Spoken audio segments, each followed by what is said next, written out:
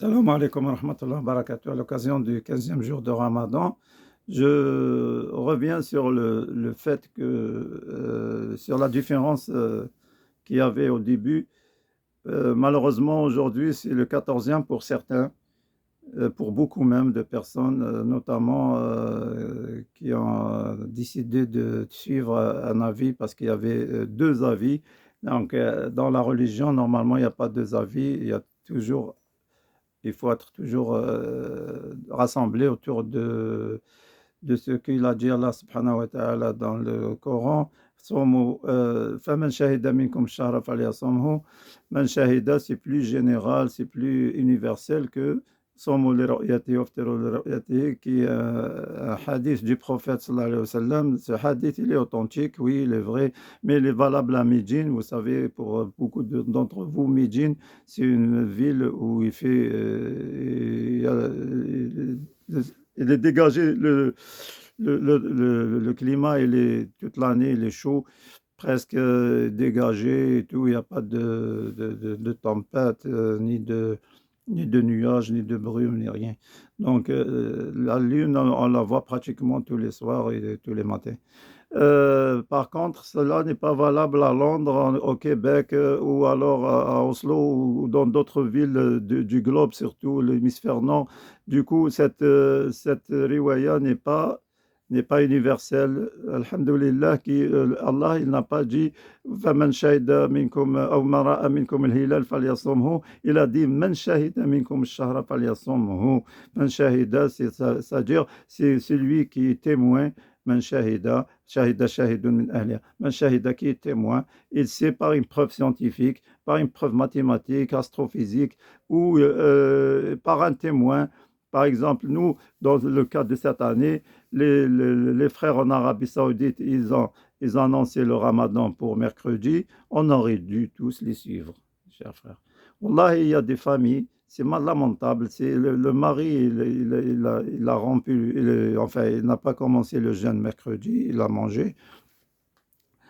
La femme, elle a commencé le Ramadan mercredi, le mari jeudi. Et les enfants, imaginez un peu les enfants, qu'est-ce qu'ils vont penser de cette religion. Wallahi, c'est pas possible d'avoir deux avis ou trois, où on va dire on suit celui qu'on veut. Non. Allah, هذا دين, on ne peut pas prendre ce qu'on veut, on laisser ce qu'on veut, suivre ce qui on veut. C'est des avis de personnes. Ils vont rendre compte, ces personnes. Wallah, ils vont rendre compte. Je leur souhaite le repentir. Inch'Allah, ils vont se rendre à l'évidence.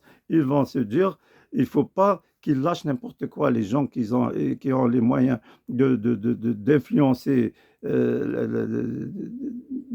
des fidèles dans les mosquées, dans les prêches de vendredi, dans la radio, ou alors sur les communiqués des autorités religieuses en France. Et c'est une lourde responsabilité, mes frères. Là, c'est une lourde responsabilité.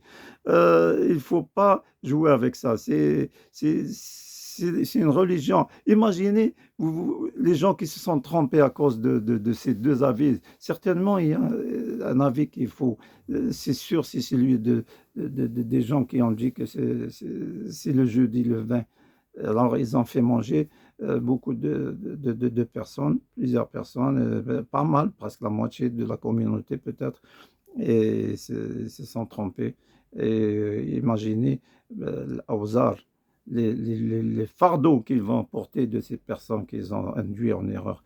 Inch'Allah, où ils vont se remettre à Dieu et ils vont essayer de ne pas se prononcer comme ça. Comme on a ici en France, il y a une association qui a encore des personnes qui sillonnent un peu les régions pour regarder, voir la Lune. La Lune en 2026, en France, il y a une association qui s'amuse à envoyer des gens pour essayer de voir la Lune à l'œil nu. Subhanallah, c'est quoi ça?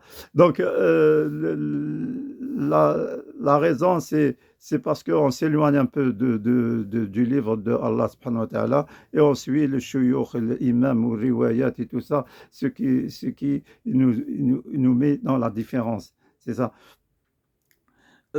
C'est pour cela elle a dit ولو كان من غير الله لوجدوا فيه اختلافا كثيرا. فعلا on a trouvé اختلافا كثيرا parce que ce qu'on est en train de suivre من غير الله, il n'est pas de Dieu, ça.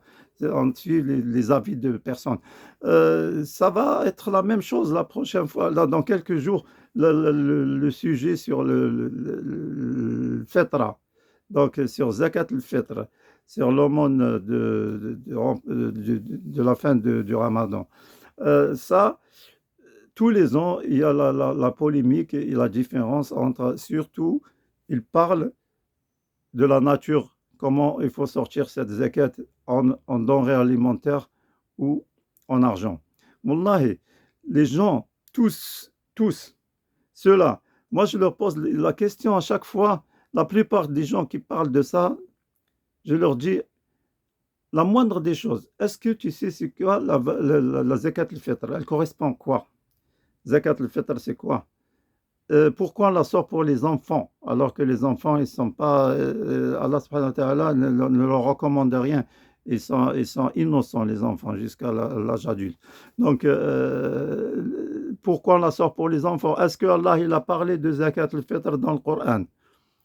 Est-ce que pourquoi on la sort avant le jour de l'Aïd? Tout ça, est-ce que c'est une sunna ou là, Allah il a parlé de ça dans le Coran? Est-ce que c'est une obligation? Le montant et tout ça, ils ne savent pas. Ils savent que de parler denrées alimentaires ou argent. Toujours, ils ramènent des sacs de riz, de pâtes et de tout ça dans la mosquée. Pourquoi? Parce qu'il y a un hadith. Il y a le hadith du prophète, c'est un hadith aussi authentique, mais ils n'ont pas compris qu'est-ce que ça veut dire. Ils ont mal interprété ce hadith. Voilà. Donc, la prochaine vidéo, je vais vous expliquer exactement c'est quoi pour essayer d'éviter cette polémique et d'essayer d'éradiquer ce problème une fois pour toutes. Subhanallah, tous les ans, on se retrouve dans on parle des pâtes et de semoule et de ça. Non, subhanallah, il faut se rendre à l'évidence, mes frères. On est civilisé, on est en 2026, nous avons tous les moyens pour étudier ces questions. Barakallahu fikum et à la prochaine fois, Inch'Allah. Wallahu a'lam wa a'lam. Wassalamu alaikum wa rahmatullahi ta'ala wa barakatuh.